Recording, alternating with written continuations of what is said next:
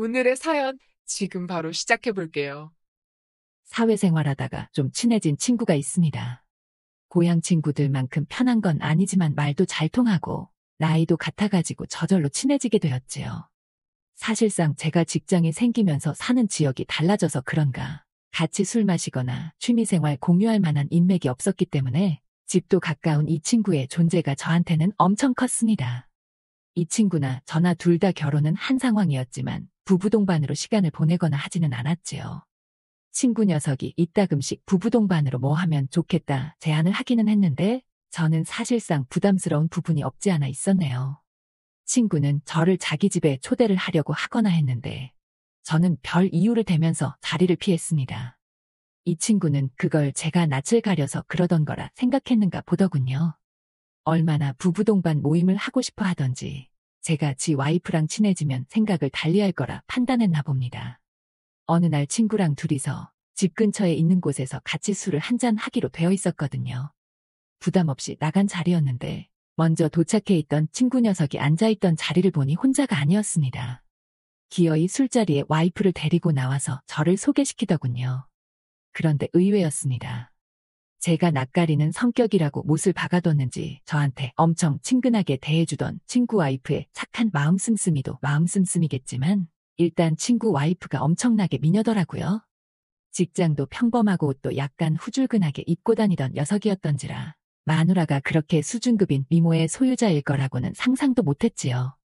그쯤 되니까 이 자식이 왜 그렇게 부부 동반으로 만나고 싶어 했는지 싫다는데도 자꾸 자기 마누라를 저한테 소개시켜주고 싶어 했는지 그 이유를 좀 알겠더라고요. 그렇게 지 마누라 이쁘다는 소리를 제 입에서 듣고 싶었었나 싶었습니다. 처음엔 저도 그게 맞는 거라고 생각했는데 이 친구랑 시간을 보내다 보니 그게 아니더라고요. 그냥 이 친구는 순수한 마음에 전업주부 생활로 외로워하는 아내에게도 좋은 친구를 소개시켜주고 싶기 위함이었던 것이었지요. 와이프를 저한테 소개시켜줬던 걸로 물꼬를 트니 이 친구는 슬슬 부부동반 모임을 갖기 원하더군요. 부부동반 모임이지만 나아가서는 저랑 친구가 시간이 날 때마다 같이 놀러 나가는 것 마냥 와이프들끼리도 틈날 때마다 심심할 때마다 낮에 시간을 같이 보냈으면 하는 장대한 계획을 세우고 있었던 겁니다. 괜히 마누라들끼리 사이 안 좋아져서 우리끼리도 못 만나면 어쩌냐 하는 게 저희 가장 큰 고민이었지요. 그런데 그건 해보지 않으면 모르는 거냐고 자꾸 우기는 겁니다. 친구 녀석 혼자만 그러면 문제가 없겠지만 정말 몹시도 이쁜 친구 마누라가 콧소리 섞인 애교까지 부리면서 꼭 좀 그렇게 해보자고 나오니 솔직히 거절을 할 수가 없었지요. 그래서 용기를 내서 와이프한테 부부 동반으로 한번 내 친구네랑 같이 식사나 한번 어떻겠냐고 물어봤습니다.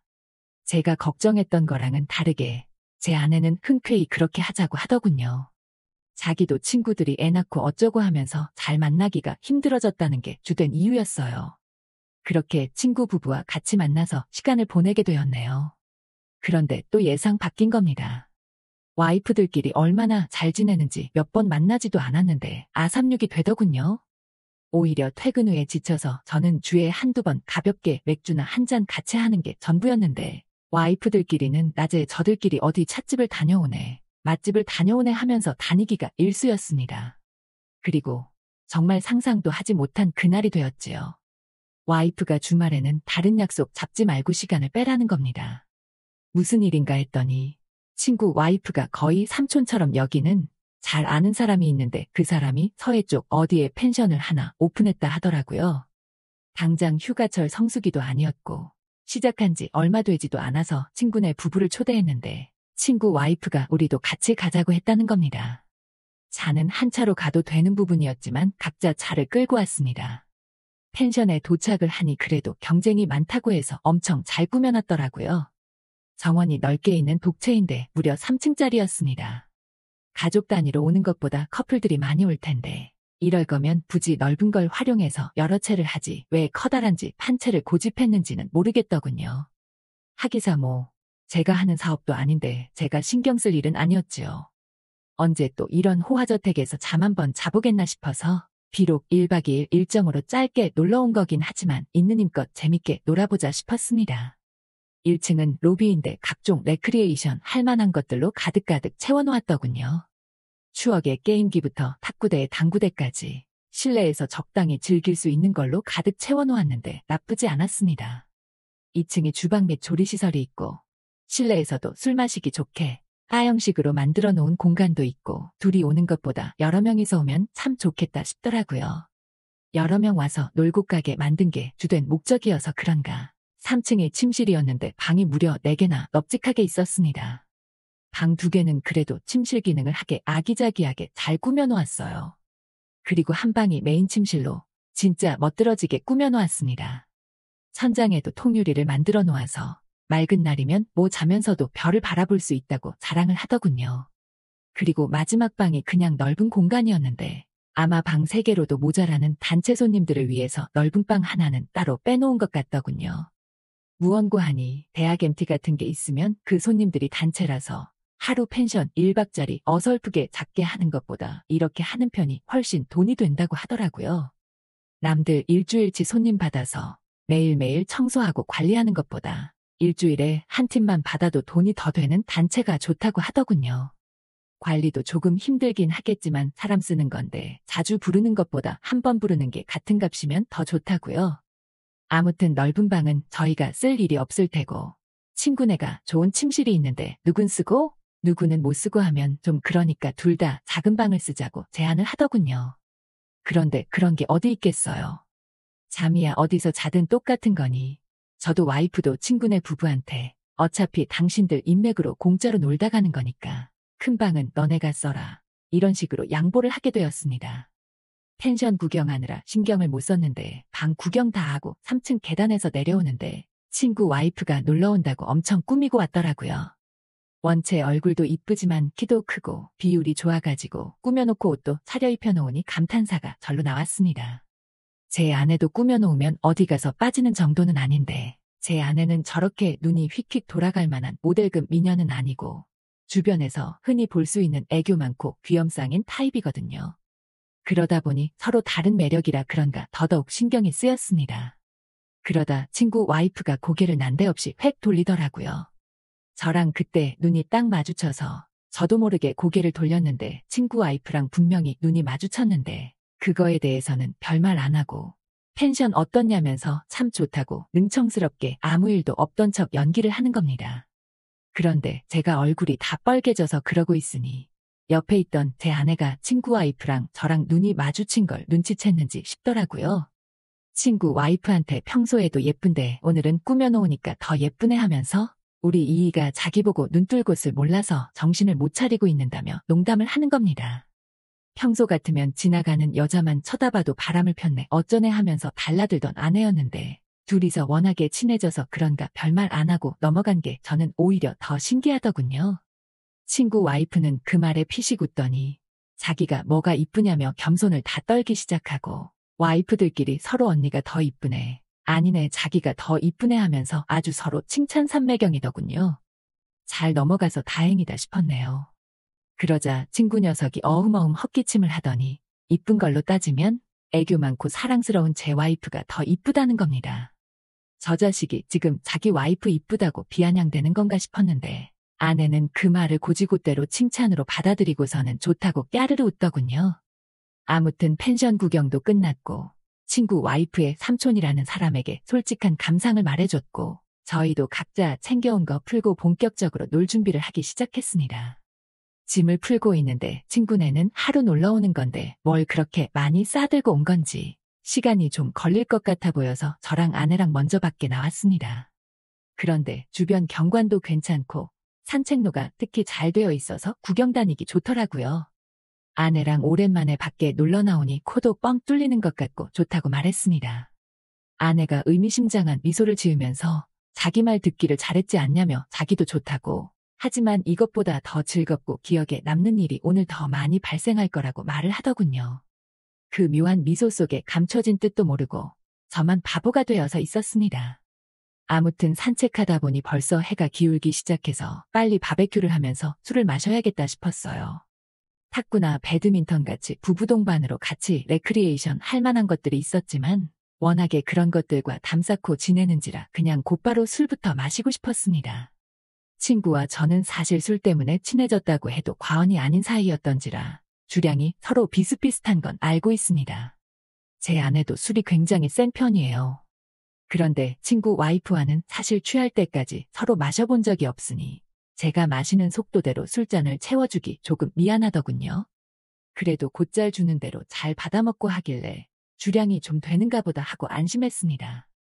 그런데 친구 와이프가 술이 들어가니까 그 착한 성격과 이쁜 외모와는 다르게 입이 좀 험해지더라고요. 단어에 조금 상스러운 말이 섞이기 시작하니까 친구 자식이 술은 똑같이 즐겁게 마셔놓고서는 괜히 지 아내한테 짜증을 부리는 겁니다. 방금까지는 즐거운 술자리였는데 갑자기 분위기가 험악해지니 이상하더군요. 급기야 두 사람이 언성이 서로 높아지기 시작하고 대판 싸우는 와중에 친구 와이프가 난데없이 자리에서 벌떡 일어나더니 산책로 방향으로 후다닥 달아나더군요. 둘이 사이가 좋아 보였는데 싸울 때 보니 참 살벌했습니다. 친구 녀석도 참 사람이 차가운 게 다른 사람도 아니고 자기 와이프가 속상해서 저 멀리 사라지는데 따라갈 생각도 안 하더군요. 뭐 따로 돌아올 곳이 없으니 진정이 되면 돌아오겠지 했는데 그래도 한밤중이고 펜션 하는 자리다 보니 외진 곳인데 여자 혼자 걸어다니게 두기 좀 그렇더라고요. 그렇다고 같은 여자인 제 와이프를 보낸다고 해봐야 더 위험할 것 같기도 하고. 원래 이런 일에 잘 나서는 성격은 아닌데 제가 나설 수밖에 없었습니다. 산책로를 그래도 낮에 걸어놔서 길이 익숙하다 보니 따로 헤맨다거나 할 일은 없어서 좋았네요. 조금 산책로를 따라가니 산책로 깊숙한 곳에 있는 벤치에 앉아서 친구 와이프가 혼자 멀리 바라보고 있더군요. 술 기운 때문에 그랬겠지만 무언가 슬픈 눈을 하고 있으니 솔직히 친구 와이프가 참 이쁜 사람이구나 싶었지요. 별일 아닌 척 괜찮으시냐며 제가 옆에 자리를 해서 앉았습니다. 그녀는 자기 남편이 아니고 제가 왔다는 사실에 놀라지도 않더군요. 오히려 제가 당연히 올 줄 알았다는 눈치였습니다. 제가 옆에 자리에서 앉는데도 편하게 넓게 앉으라는 것 마냥 살짝 옆으로 옮기더라고요. 막상 데리러 오기는 했는데 무슨 말을 해야 할지 애매했습니다. 당장 제가 부부싸움을 해도 와이프 화를 풀어줄 수 있는지 확신도 없는 판에 친구 부부싸움을 제가 어떻게 말릴런지요. 그냥 옆에 어색하게 앉아서 괜찮으시냐 물었는데 그냥 훌쩍이기만 하면서 고개를 숙일 뿐 별다른 대답을 하지 않더군요. 그래도 다 같이 놀러 나온 건데 조금만 화를 풀어보라 제안했지요. 그런데 친구 와이프는 화가 많이 난 건지 저라면 그 상황에서 참겠냐고 묻더군요. 솔직히 저라면 그 상황에 참는 거 말고는 다른 행동이 생각나지 않았습니다. 친구 부부 초대한 자리인데 와이프가 갑자기 입에서 상스러운 소리나 나오고 그러면 저라도 조금 민망해서라도 자제시켰겠지만 어쨌든 제 목적은 친구 와이프 화를 돋구는 게 아니고 달래서 데려가는 거였으니 대충 분위기 맞춰서 대답을 해줬지요. 한두 마디 맞장구 쳐주면서 대답을 해주니 친구 와이프가 저보고 참 상냥하다고 하더군요. 그러더니 언니는 참 좋겠다대요. 제 친구 녀석도 저처럼 좋은 사람이었으면 좋겠다고 하는데 아까 방금까지 눈물을 흘렸어서 그런지 밤이 어둑어둑했지만 밝은 가로등 조명 때문에 그랬나 그녀의 눈망울에서 빛까지 나는 것 같더군요. 오랜만에 느끼는 묘한 분위기에 무슨 말을 이어가야 할지 몰라서 그 다음부터는 아무 말도 못하고 옆에 앉아서 고개만 숙이고 있었습니다. 그러다 제가 화들짝 놀라게 되었습니다. 옆에 앉아있던 친구 와이프가 저한테 다가오더니 제 손등을 쓸어만지기 시작했거든요. 누가 보면 어쩔 거냐고, 왜 이러시냐고 했는데 잠깐이면 된다고. 자기가 지금 너무 상처를 받아서 그러니 위로 좀 해달라는 겁니다.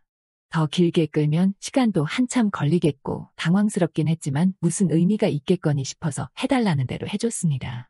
손을 내어주니 그녀가 난데없이 제 어깨에 기대서 잠깐만 이러고 있겠다면서 또 허락도 받지 않고 지멋대로 굴더군요. 자꾸 제 눈치를 흘끗흘끗 보는 게 이거 솔직히 제가 조금만 반응해주면 다음에는 입술이라도 내밀 판이었습니다. 제가 두 눈 꼭 감고 고개를 반대 방향으로 돌리고 숨죽이고 있으니 그녀도 어떻게 달리 방법이 없었겠지요. 시간을 보지 못해서 몰랐지만 체감상 제가 친구 와이프 데려오겠다 하고 자리를 빠져나온 지가 벌써 1시간은 훨씬 넘은 듯 싶었습니다. 시간이 이쯤 되니까 저는 술 기운도 다 달아났는데 술 기운이 달아났기 때문에 오히려 더 위험하다고 생각했습니다. 만약에 제가 술 기운에 친구 와이프를 달래주다가 선을 넘어버리게 된다면 술 탓이었다고 넘어갈 수 있지만 솔직히 남자가 본능을 이기는 게 보통 힘든 게 아니잖아요. 그래서 더 있으면 안 되겠다 싶어서 친구 와이프를 데리고 더 지체하면 안 될 것 같다 말하고 억지로 그녀를 끌고 돌아왔지요. 펜션으로 돌아오니 고기 구워 먹던 자리는 정리가 하나도 안 되어 있고 아내랑 친구의 모습이 보이지 않았습니다. 아마 시간이 늦어지고 술들도 많이 마셨으니 기다리다 먼저 돌아갔나 싶었습니다. 그래도 저희가 공짜로 숙박하는 건데 아무리 사람 써서 정리한다지만 뒷정리는 어느 정도 해놓아야겠다는 생각이 들었지요. 그래서 친구 아내한테 대충이라도 정리해놓고 들어가면 내일 집에 가기 전에 좀 편하게 가지 않겠냐 했습니다. 정리하면서 친구 와이프랑 많은 이야기를 나누었지요. 저 같으면 이렇게 어리고 예쁜 와이프가 있다면 아내한테 화 한 번 내지 않았을 거라는 둥 그녀 기도 좀 세워주고 썩을픈 마음 좀 추스르라는 의미로 제가 립서비스를 좀 많이 던졌습니다. 칭찬은 고래도 춤추게 한다더니 그녀가 참 좋아하더라고요. 대충 정리를 끝내고 실내로 들어갔습니다. 방으로 가는 계단에도 친구 와이프는 제 뒤에 딱 달라붙어서 따라오더군요. 아무리 친구가 잠들어 있다고 한들 조금 부담스러운 상황이긴 했습니다.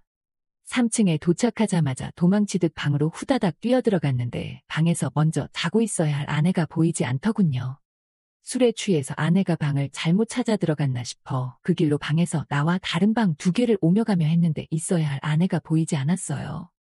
그런데 친구 녀석이 쓰기로 한 큰 방 앞에 친구 와이프가 방에 들어가지 않고 가만히 서 있는 겁니다.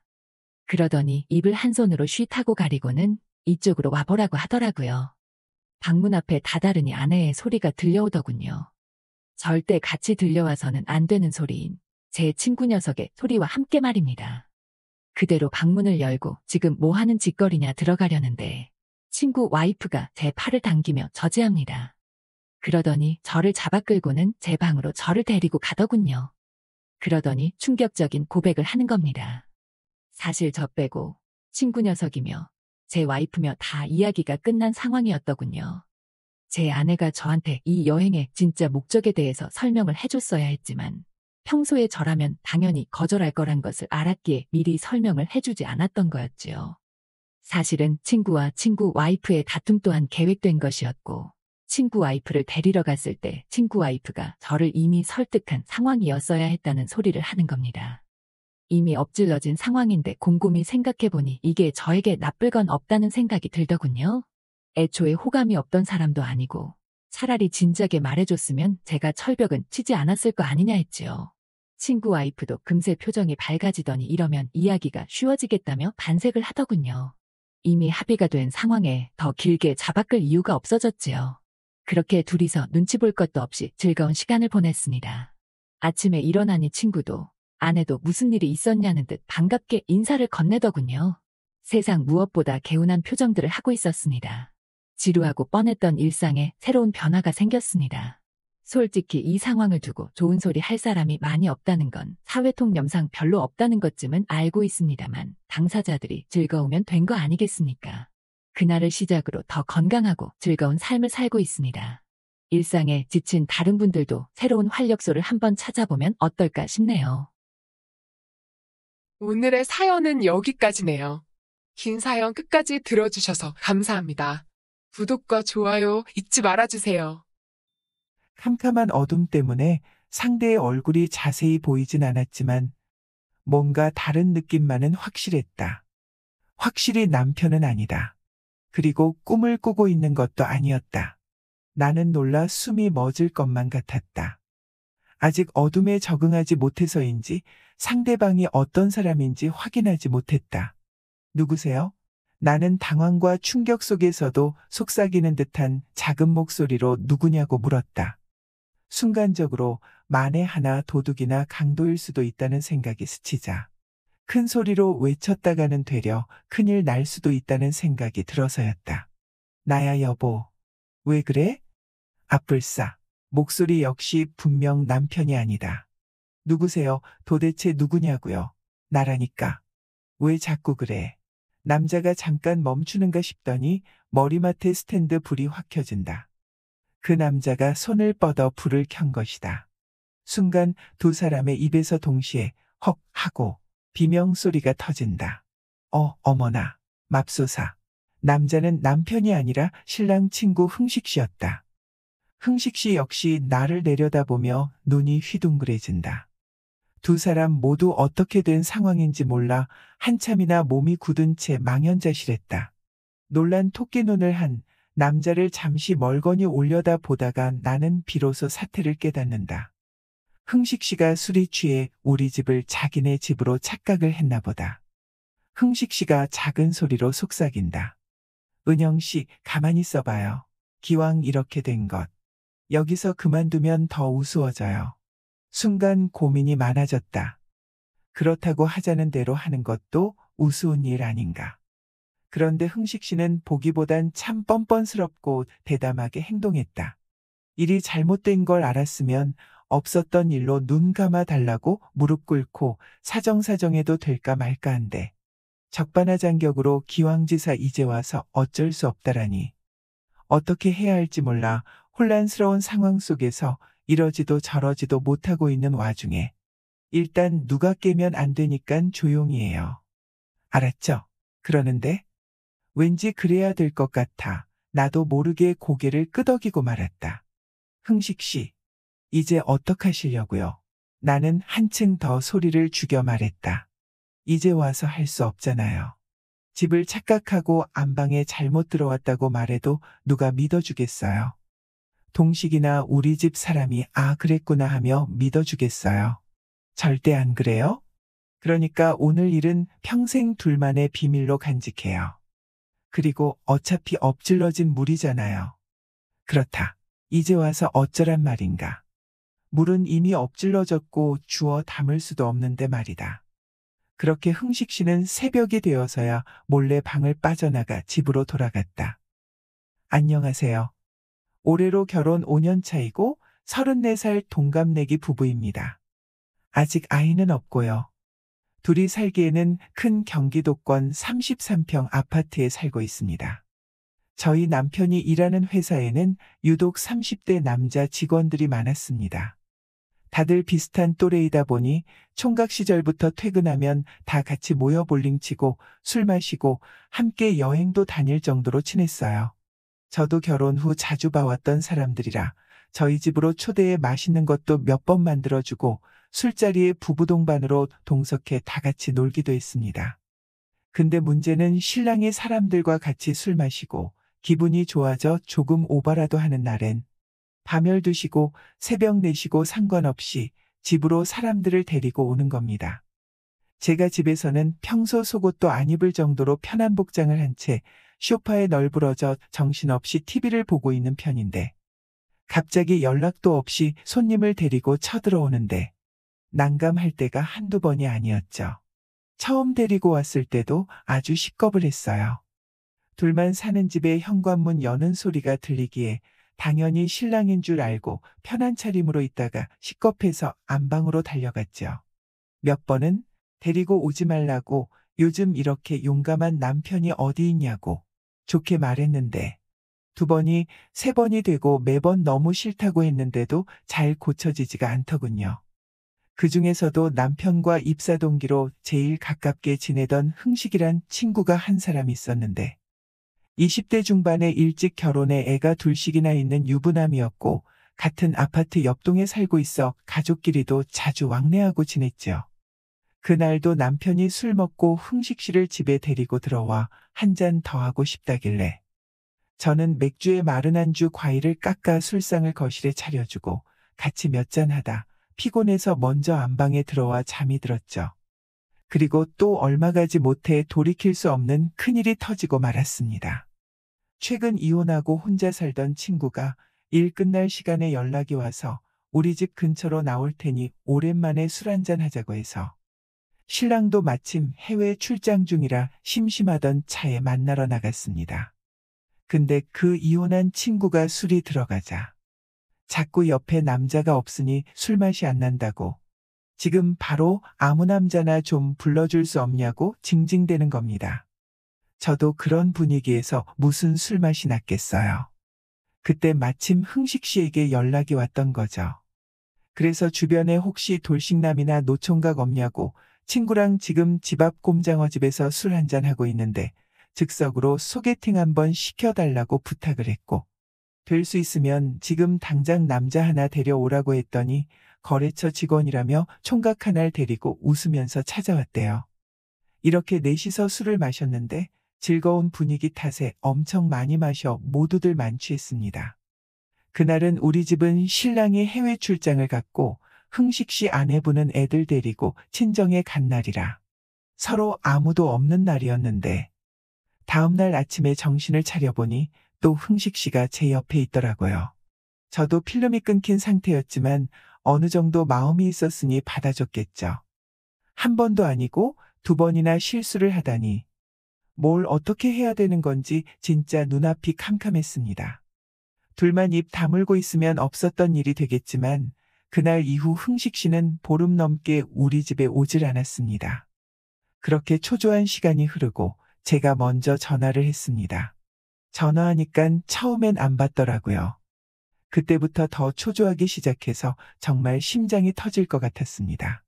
두 번, 세 번 그렇게 몇 번 더 한 후에 받더라고요. 받아서 둘 다 아무 말도 안 하고 여보세요만 몇 번을 했는지 모르겠어요. 어떻게 말을 꺼내야 하나. 다행히 그 남자가 먼저 만나서 이야기하자고 하더라고요. 그렇게 근처 카페에서 만나기로 하고 나갔습니다. 서로 술 마시고 실수한 거니까 잊어버리자. 다시는 이런 일 없도록 할 테니 전과 같이 편하게 지냈으면 좋겠다. 이렇게 서로 좋게 이야기하고 헤어졌어요. 근데 그 사건 이후로 흥식 씨가 자꾸 남자로 보이기 시작하고 볼 때마다 호감이 가는 겁니다. 평소엔 말도 너무 잘 통하고 정치 색깔이라든지 즐겨보는 드라마 등 여러 면에서 공통 관심사도 많고 저랑 너무너무 잘 맞는 겁니다. 저희 남편은 오로지 사람들 만나 놀다가 술 마시는 것밖에 모르는 사람이었죠. 그리고 제 신랑은 보통 키에 호리호리한 편인데 흥식 씨는 키도 180cm 훌쩍 넘고 어릴 때부터 운동을 많이 해서 그런지 마동석님처럼은 아니지만 얼핏 봐도 다부져 보이는 체격입니다. 그날도 술을 얼큰하게 먹고 흥식 씨 부부네랑 저희 부부가 노래방을 갔습니다. 저희 남편은 술이 많이 취하면 아무 곳에서나 자는 편입니다. 그날도 어김없이 노래방에서 한참 놀다 소파에 뻗어 잠들어 있었습니다. 흥식 씨 아내는 친정에 맡겨둔 애들을 데리러 먼저 갔고 결국 멀쩡한 사람은 둘뿐이었습니다. 저도 술 취하고 기분이 좋아지면 노래 부르면서 춤도 추고 분위기를 잘 맞춰 노는 편인데 한참을 서서 뛰어놀다가 흥식 씨가 잠깐 숨 좀 고르자며 발라드를 부르더군요. 그러더니 김현철, 이소라님의 그대 안의 블루를 부르는데 듀엣이니 저랑 같이 부르자고 소파에 앉아 쉬고 있는 제게 오른손을 내밀기에 슬쩍 잡고 일어섰죠. 완전 푸근하고 좋더라고요. 남편한테 느끼지 못했던 그런 느낌이었달까? 요즘의 권태기인지 몰라도 그 남자가 자꾸 생각이 납니다. 오늘의 사연 시작합니다. 안녕하세요. 저는 20대 청년입니다. 얼마 전 제가 정말 살면서 경험해보지 못할 경험을 해봐서 이렇게 글을 쓰게 되었습니다. 저는 한참 취업 준비를 하고 있었고 여러 군데 면접을 보러 다니느라 서울 쪽에 올라갈 일이 있었어요. 한 일주일 정도 서울에 머물러야 됐는데 취업 준비생인 제가 무슨 돈이 있었겠어요. 그래서 서울 사는 친구놈한테 연락해서 일주일만 신세 좀 져도 되냐고 부탁을 했습니다. 친구는 여자친구랑 동거 중이어서 일단 물어보고 연락을 준다고 했어요. 저는 여자친구랑 동거 중이면 괜히 내가 가면 안 될 것 같다고 괜찮다고 했는데 여자친구 그런 거 신경 안 쓴다고 우리는 굉장히 자유로운 사람들이니까 기다려보라고 하더라고요. 어차피 자기네 투룸이라 크게 상관없다면서요. 저는 친구의 연락을 기다렸고 친구는 그날 저녁에 여자친구도 괜찮다고 했다면서 연락을 줬습니다. 저는 고마우면서도 미안했고 괜히 좀 불편하지 않을까 생각을 하기는 했습니다. 하지만 찬밥 더운 밥 가릴 처지가 아니기 때문에 친구한테 고맙다고 얘기하고 곧 올라간다고 했습니다. 며칠 뒤 저는 서울역에 도착했고 친구가 마중 나와 친구 따라 집으로 갔어요. 야, 오랜만이다. 그러게, 잘 지냈지? 갑자기 이런 부탁해서 미안하다. 미안은 무슨. 나도 맨날 너네 집 가서 밥 얻어먹고 그랬는데, 며칠 지내는 게 뭐 어렵다고. 언제든 얘기해. 고맙다. 여자친구분한테 괜히 미안해서. 괜찮아. 우리 여친 그런 거 신경 안 쓴다니까. 서울 온 김에 오늘 저녁은 맛있는 거 먹으러 나가자. 여기 맛집 많아. 이 형이 쏜다. 간만에 만나는 친구랑 집에 짐을 가져다 놓고 저녁을 먹으러 나갔습니다. 친구는 사업을 하는데 잘 나가고 있어요. 부럽더라고요. 여친은 친구가 운영하는 헬스장에서 트레이너랑 필라테스 강사를 하고 있다고 했습니다. 친구랑 저녁을 먹으면서 술 한잔을 하고 집으로 들어갔어요. 집에 들어가면서 저는 꽃 한 송이랑 조각 케이크, 그리고 바디로션을 사서 갔어요. 친구 여친한테 괜히 미안해서 선물이라도 해야겠다고 생각을 했습니다. 친구 여친도 일 끝나고 집에 들어와 있었어요. 안녕하세요. 저 승혁이 친구 김하준입니다. 안녕하세요. 오빠한테 얘기 들었어요. 일주일 정도 있으신다던데 저 신경 쓰지 마시고 편히 지내다 가세요. 네, 감사해요.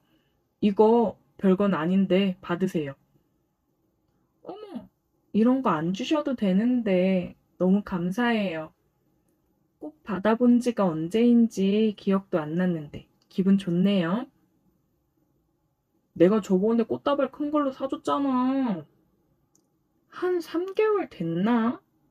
여자들은 꽃 한 송이라도 자주 받는 걸 좋아한다고 잘 기억해도. 많이 어색하고 불편할 거라 생각했는데 친구 여친도 굉장히 성격이 좋았고 어색하지 않게 분위기를 풀어줘서 좋았습니다. 오늘은 시간이 늦어서 방에 들어가서 바로 잠이 들었어요. 다음날 친구랑 친구 여친은 같이 출근을 했고 저도 면접 준비를 마치고 면접을 보러 출발을 했습니다. 면접을 보고 다시 집으로 들어왔어요. 면접 보느라 피곤했는지 방에 들어가서 그냥 뻗어버렸습니다. 한참을 잠이 들었다가 뒤척이는데 팔에 뭔가가 걸려서 눈을 떠보니 아니 친구 여친이 옆에 누워있는 거예요. 저는 너무 깜짝 놀랐습니다. 괜히 친구가 이 모습을 봤다간 무슨 오해를 할지도 모르니 등골이 서늘해지더라고요. 저기, 음... 친구 여친은 뒤척이면서 제 품속으로 파고들더라고요. 저기 수련 씨, 음, 어머, 미안해요, 하준 씨. 오빠인 줄 알고 저도 모르게 옆에서 깜빡 잠이 들었네요. 괜찮습니다. 승혁이는요? 오빠 조금 있으면 올 거예요. 오늘 저녁은 뭐 드실래요? 저는 아무거나 괜찮아요. 그럼 우리 오빠 오면 족발 먹을래요? 네, 좋아요. 제가 살게요. 괜찮아요. 오빠 오기 전에 저는 먼저 좀 씻고 나와야겠어요. 운동하고 와서 땀 많이 흘렸는데 너무 피곤해서 저도 모르게 잠이 들어서. 아, 씻으시게요? 네, 그럼 저는 방에 좀 있다가 나갈게요. 네, 제가 족발 주문할게요. 혹시 오면 좀 받아주세요. 네, 제가 받을게요. 친구 여친은 씻으러 들어갔고, 저는 방에서 마음을 진정 좀 시키고 있었어요. 조금 있다가 다행히 친구가 집에 왔습니다. 왔어? 족발 시켰는데 잘 맞춰왔네. 안 그래도 배 겁나 고프다. 수련이는? 수련 씨? 씻는다고 하던데? 나는 밥 먹고 씻어야겠다. 힘들다, 힘들어. 고생했다. 족발도 왔나 보다. 때마침 족발이 도착했고, 저는 족발을 받아서 상을 차리고 있었습니다. 어? 족발 빨리 왔네요. 친구 여친은 나시의 반바지 차림으로 나와서 머리에 수건을 감싸고 앉았어요. 눈을 어디다 둬야 될지를 모르겠더라고요. 빨리 먹자. 배고프다. 족발을 먹으면서 냉장고에 있던 맥주랑 소주를 꺼내서 같이 마셨습니다. 요즘 매일 취업 준비하느라 술을 안 마셨었는데 얼마 만에 마시는 술인지 너무 시원하고 맛있었어요. 완전 꿀맛이었습니다. 한참을 그렇게 술을 마시며 족발을 먹고 있는데 친구가 얘기를 하더라고요. 저기 하준아, 우리가 너가 부탁해서 일주일 정도 우리 집에 있기로 했잖아. 그래서 우리도 너한테 부탁하고 싶은 게 있는데. 아, 혹시 어느 정도 비용 지불하는 거면 얘기해줘. 내가 준비해서 줄게. 안 그래도 나도 너무 오래 신세 져서 미안했거든. 아니, 돈은 괜찮아. 편히 있으라고 했잖아. 그러면 어떤 부탁? 실은 우리 커플이 다른 커플들이랑은 좀 달라. 서로 뭔가 굉장히 다양하게 즐긴다고 해야 되나? 어? 무슨 말인지 모르겠다. 너만 괜찮으면 우리 셋이서 해볼래? 그게 무슨? 야, 이 자식아, 너 취했지? 할 말이 있고 못할 말이 있지. 여자친구 옆에 두고 뭐 하는 거야? 하준 씨, 우리 지금 진지하게 얘기하는 거예요. 오빠랑 제가 취향이 좀 독특하거든요. 그래서 하준 씨만 괜찮으면 해보고 싶은데. 어때요? 친구 여친까지 이렇게 얘기를 하니까 지금 나를 가지고 노는 건가? 장난치는 건가 생각이 들더라고요. 에이, 장난 그만해요. 장난 아니야, 새끼야. 너는 완전 땡큐 아니야? 솔직히 남자들 이런 로망 한 번쯤 있지 않냐? 어떻게 생각해? 이런 기회 흔치 않다, 진짜. 아니, 그래도 이건 좀. 하준 씨, 잘 생각해봐요. 어떨지 궁금하지 않아요? 저도 술이 취했고, 아까 제 옆에서 잠들어 있던 친구 여친을 생각해보면, 저야 물론 하고 싶죠. 마음이 그렇긴 해도 그게 쉽나요, 어디? 고민에 빠져있는 순간, 친구랑 친구 여친이 갑자기 키스를 하더라고요. 키스를 하다가 친구 여친이 저를 쳐다봤습니다. 빨리 끼어들으라는 듯이요. 자기 눈앞에서 저러고 있는데 가만히 있는 남자가 있을까요? 저는 에라 모르겠다라는 생각으로 친구를 옆으로 밀고 친구 여친에게 키스를 했습니다. 진짜 이게 엄청 흥분되더라고요. 얘네가 왜 이런 걸 즐기는지 알 것 같았습니다. 우리 셋은 정말 뜨거운 밤을 보냈어요. 제 인생 최고의 경험이었습니다.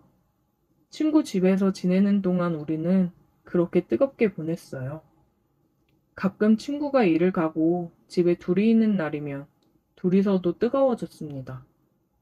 그러다 이제 집에 갈 날이 되니까 많이 아쉽더라고요.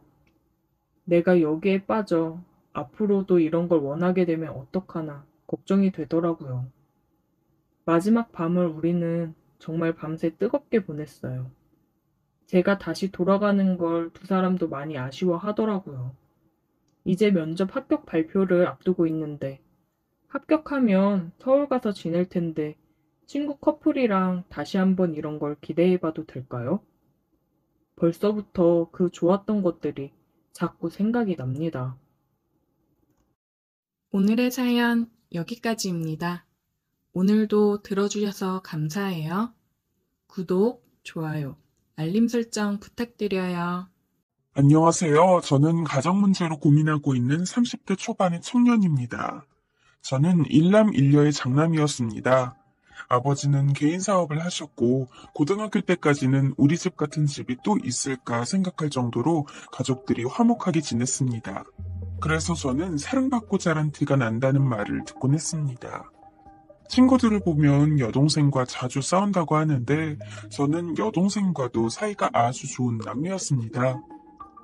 그랬던 저희 집이 불행해지게 된 건 제가 대학교 때 어머니가 암에 걸리시고 나서부터입니다. 아버지는 어떻게든 어머니를 살리시겠다며 사업까지 그만두시고 직접 어머니를 간병하셨어요. 나중에 말씀하시길 그렇게 부부가 잠시도 떨어지지 않고 함께 붙어 있었던 시간이 그때가 처음이었다고 하셨습니다. 그래서 아버지는 어머니를 간호하시던 그 순간이 더욱 애틋했다고 하셨죠. 병실에 계시던 아주머니들은 그런 아버지와 어머니를 보면서 저희 아버지 같은 남편이 없다고 마누라 살리는 남편이라며 많이 안타까워하셨어요. 하지만 그런 노력에도 불구하고 어머니께서는 2년이 못 되어 세상을 떠나셨습니다. 어머니의 장례 기간 동안 아버지는 꿋꿋이 빈소를 지키셨지만 장례식이 끝나고 저희를 불러놓고 어머니께서 살아있을 때 더 못해준 것들만 자꾸 생각나서 견딜 수가 없다며 당분간은 산속으로 들어가시겠다고 선언하셨어요. 조용히 생각을 정리해보고 싶어서 그런다. 뭘 피하려고 들어가는 게 아니니까 너희도 나를 이해해줬으면 좋겠다. 여러 차례 설득해봤지만 아버지는 끝내 산속 생활을 고집하셨습니다. 아버지는 당신의 마음이 정돈이 될 때까지는 내려오지 않겠다고 하시며 저희들에게는 이제 너희도 성인이니 각자 알아서 생활하라고 하셨어요. 다만 아직까지 대학생이니 학비는 잊지 않고 챙겨주셨고 매달 생활비로 300만 원씩을 주셨습니다. 너무나 허무하게 어머니를 떠나보내고 아버지까지 산으로 들어가 버리시니 결국 집에는 저와 동생만 남게 되었습니다. 여동생 혼자 두고 군대를 가려니 너무 걱정이 되어서 군 생활이 어떻게 흘러가는지도 모를 정도였습니다. 휴가 때마다 친구들을 만나기보다는 동생과 함께 아버지를 찾아뵙곤 했습니다. 아버지가 계신 곳에서 하루를 머물고 오면 마치 캠핑을 다녀온 기분이 들곤 했습니다. 외진 곳이긴 했지만 수도도 나오고 가스도 있는 곳이라 아버지의 생활이 크게 불편한 점은 없었습니다. 아버지는 꼭 5년을 채우고 산에서 내려오셨습니다. 그즈음 여동생이 남자친구와의 사이에서 혼전 임신을 하게 되어 서둘러 결혼식을 올려야 했기 때문입니다. 여동생의 소식을 듣고 처음에는 당황하시던 아버지도 하나뿐인 딸 결혼 준비도 직접 해주시고 예식장에 손은 잡고 들어가야 하지 않겠냐며 산속 생활을 정리하시고는 다시 사업을 시작하셨습니다. 너희 다 키웠으니 그만하면 된 줄 알았는데 손잡을 생각을 못했구나. 돈 많이 벌어서 좋은 할아버지가 되어야겠다. 잘 되든 말든 쉬엄쉬엄 하신다며 시작한 사업이 1년도 안 돼서 승승장구하기 시작했어요. 아버지가 산에서 지내는 동안 무엇을 생각하셨는지는 알 수는 없지만 제가 아는 아버지는 모든 일에 자신감이 넘치는 분이었습니다. 그렇기 때문에 그동안 남이 보기에 파격적으로 보이는 선택을 해올 수가 있었죠.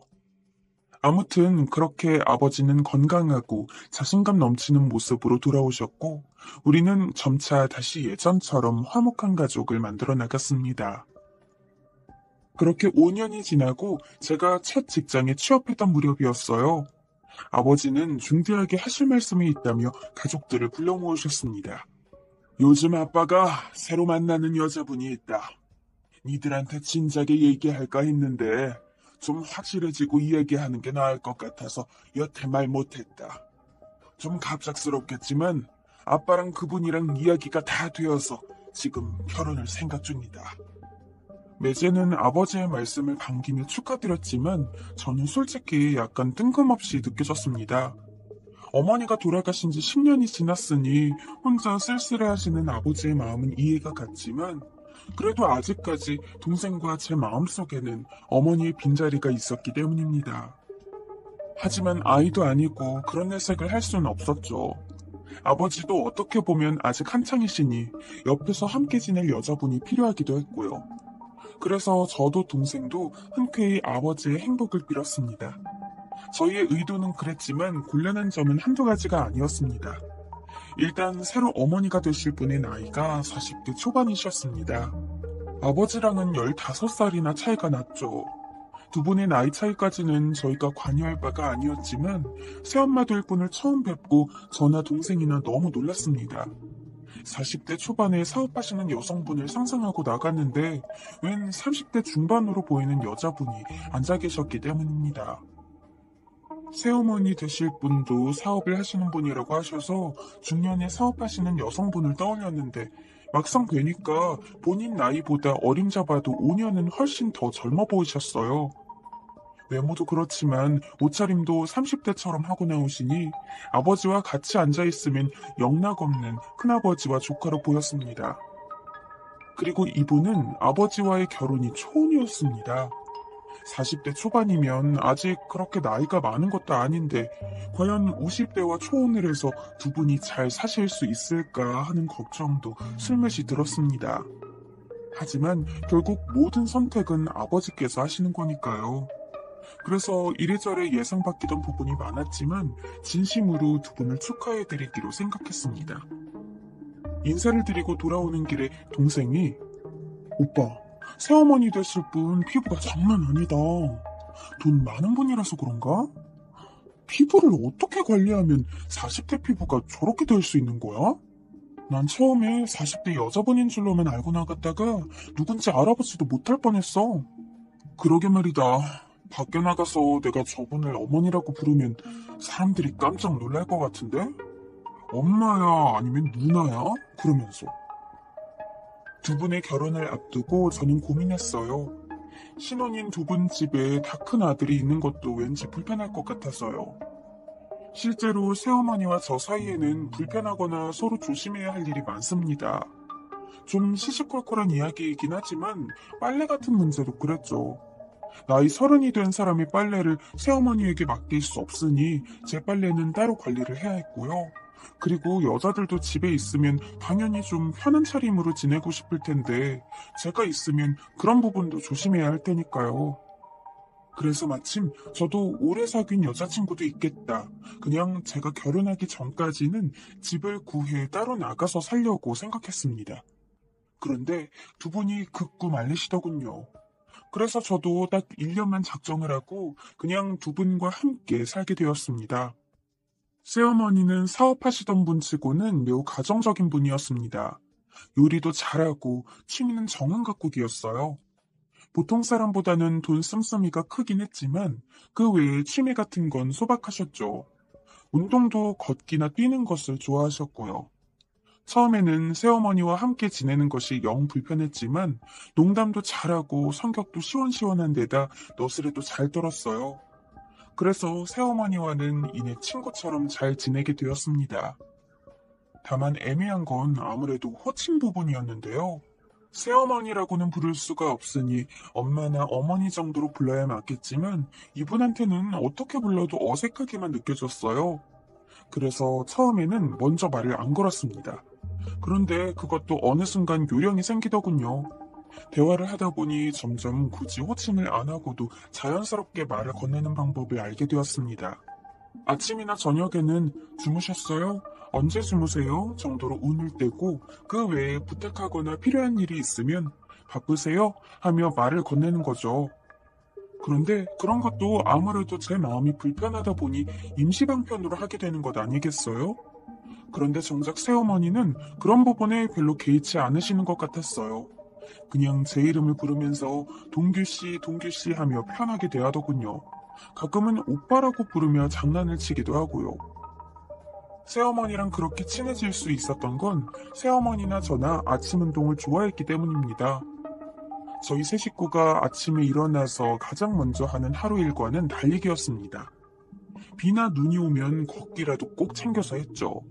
가끔 아버지가 운동을 안 나오실 때에는 둘이서 마음껏 속도를 내며 달렸습니다. 사실 서먹한 사이끼리 친해지는 데는 운동만 한 게 없죠. 새엄마는 한껏 뛰고 나면 기분이 좋아져서 돌아오는 길에는 꼭 저한테 장난을 치곤 했어요. 제 상체 근육을 만지면서 오, 동규씨 근육이 장난 아닌데? 여자들 좀 다루겠는데? 하면서 말이죠. 저는 그럴 때마다 길거리에 동네 사람들 눈치가 보여서 당황스러웠고 새엄마는 그런 저를 보면서 웃음을 터뜨렸습니다.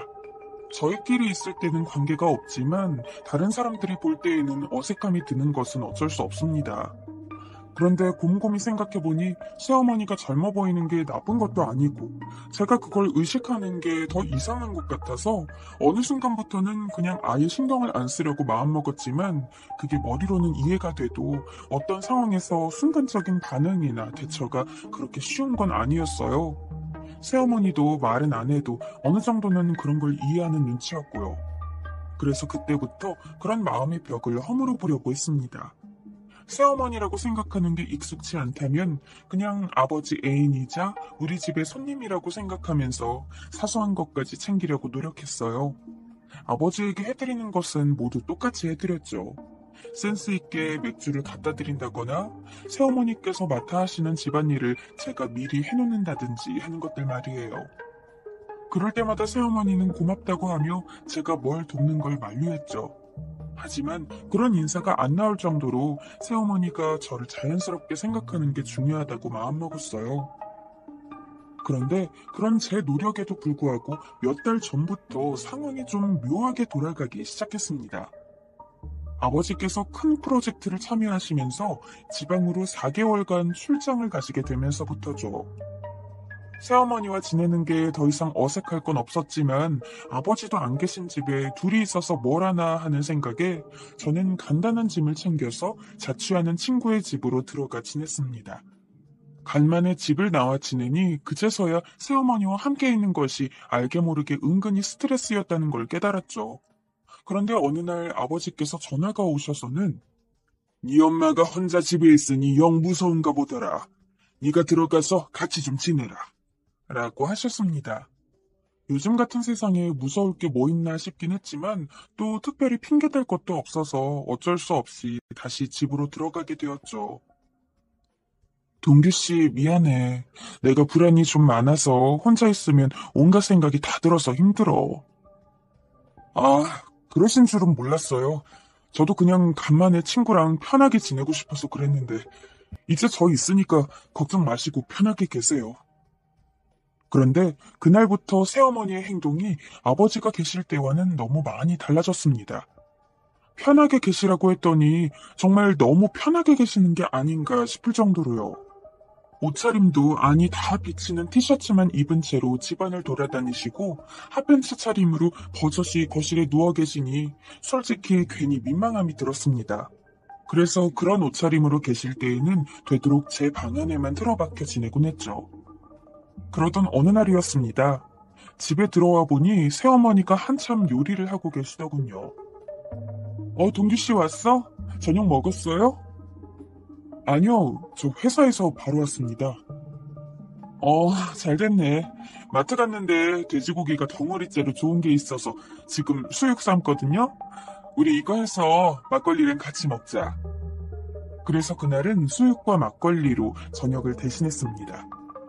평소에는 서로 꼭 필요한 이야기만 나누거나 농담 몇 마디를 하는 게 전부였는데 그날은 새어머니가 저에게 많은 질문을 했습니다. 결혼은 언제 할 거냐는 가벼운 이야기부터 저희 가족의 옛날 이야기까지요.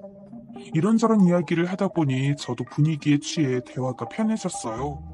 술을 다 먹고 거실에 누워 TV를 보다가 문득 잠들었어요. 평소 과음을 하는 편이 아니라서 술을 먹고 몸이 흐트러지거나 하는 일이 없었는데 이상하게 그날은 정신을 잃은 것처럼 잠이 들어버리고 말았습니다. 몇 시간 뒤에 깨어나 보니 머리가 깨질 듯이 아팠습니다. 처음엔 막걸리라서 그런가 생각했는데 평소 먹는 주량만큼만 먹었는데 숙취를 느끼니 이상한 생각이 들었습니다. 더 이상했던 건 자고 일어나니 제 셔츠의 단추들이 하나씩 엇갈려 끼워져 있는 것이었습니다. 잠결에 셔츠 단추를 다 풀었다가 다시 잠갔다는 게 흔히 있는 일은 아니니까요. 그래서 평소 주량에 비해 깊이 골아떨어진 것도 괜히 신경이 쓰였죠. 술김에 뭔 추타를 부렸나 하고요. 새어머니는 그런 저를 보고 동규씨가 술을 잘 못하네. 누가 업어가도 모를 정도로 곤히 짜던데? 하며 놀렸는데 평소에 새어머니가 맥주 한 잔씩 할 때 주량으로만 봐서는 저보다 술이 센 것 같지도 않았는데 참 이상한 일이었습니다. 그 이후로도 저녁 식사에 반주 삼아 종종 막걸리를 마셨습니다. 이거 옛날 방식으로 막걸리 만드는 데가 있다고 해서 궁금해서 한 박스 시켰는데 내 입에는 영 안 맞네. 동규 씨 술 좋아하니까 많이 먹어요. 그런데 꼭 집에서 반주를 하면 평소와는 다르게 골아떨어지는 일이 잦았습니다. 그래서 처음에는 제 건강에 문제가 생긴 줄 알았어요. 하루는 친구와의 술자리에 갔다가 문득 그 생각이 나서 일부러 막걸리로 비슷한 양을 먹어봤는데 제 주량은 전혀 달라진 게 없었어요. 그래서 더욱 이상한 기분이 들었고 그 다음부터는 새어머니와 술을 마시는 일은 되도록 피하게 되었습니다. 개별적으로 생각하면 별일이 아니라고 생각했겠지만 최근에 이상하게 달라진 점들이 많았죠.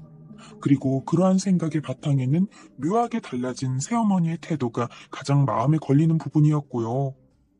태도나 옷차림뿐만 아니라 가끔 이상한 웃음을 지으면서 저를 바라볼 때도 있었으니까요.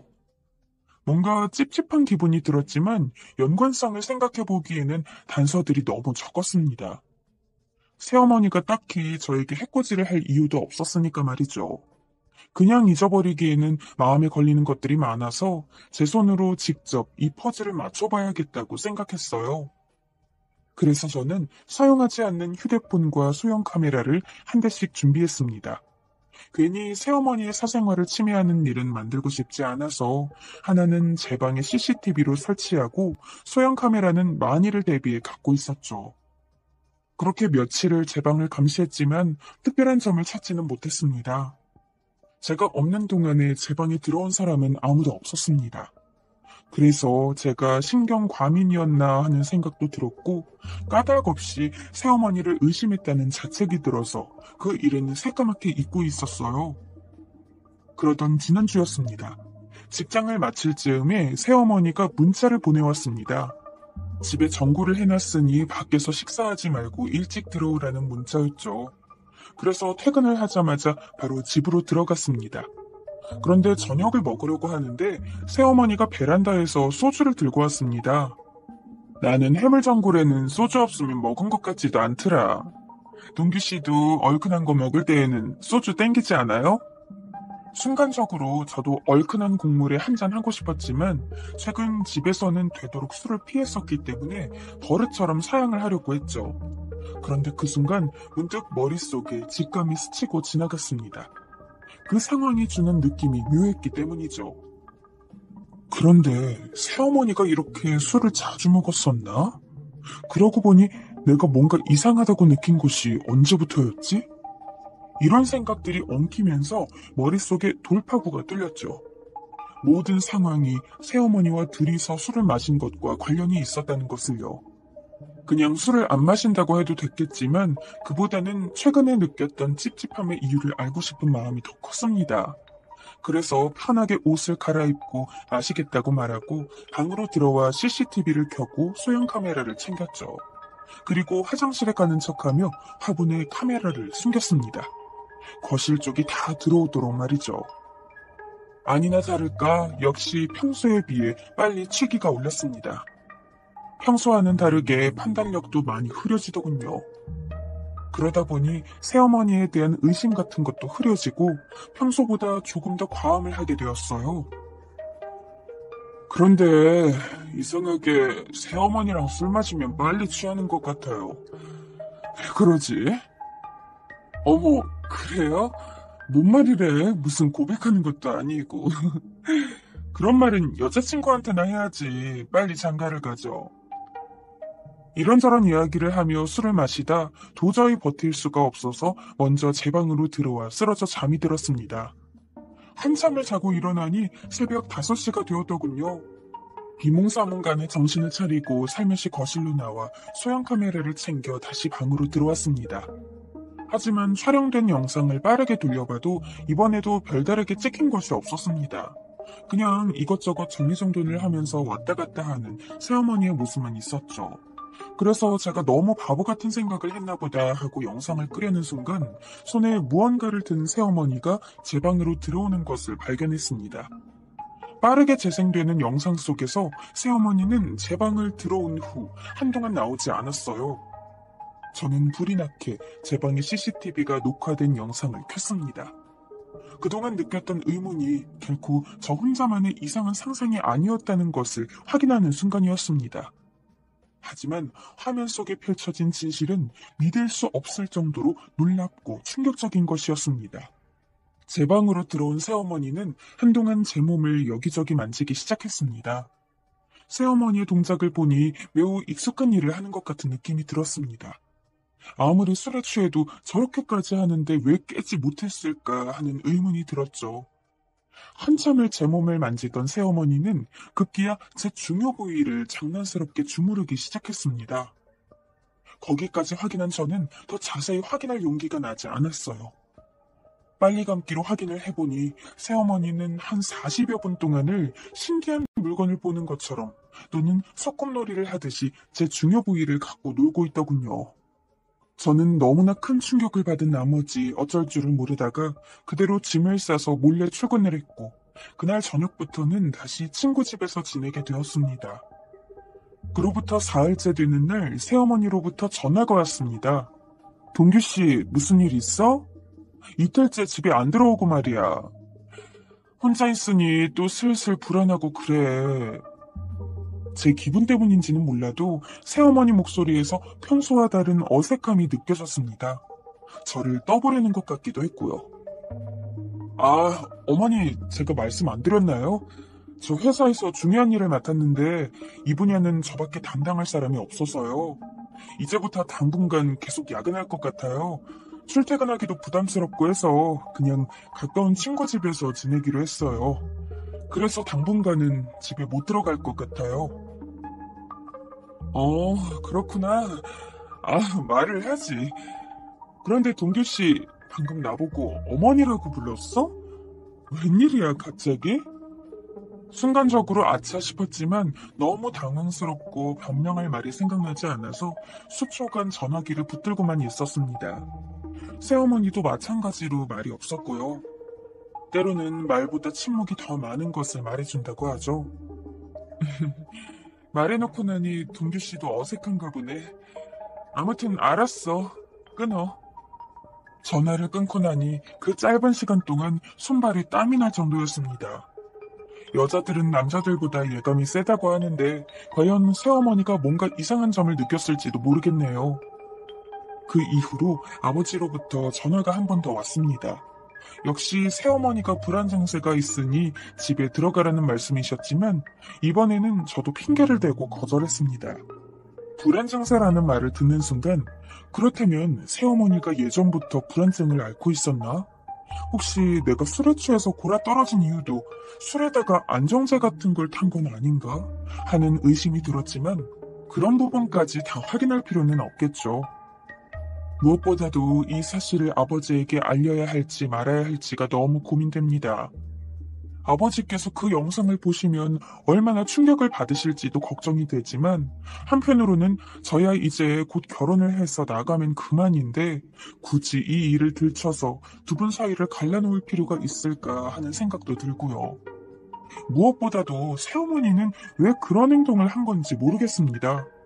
그저 단순한 호기심이었을까요? 저로서는 정말 뭐라 판단을 하기가 힘드네요.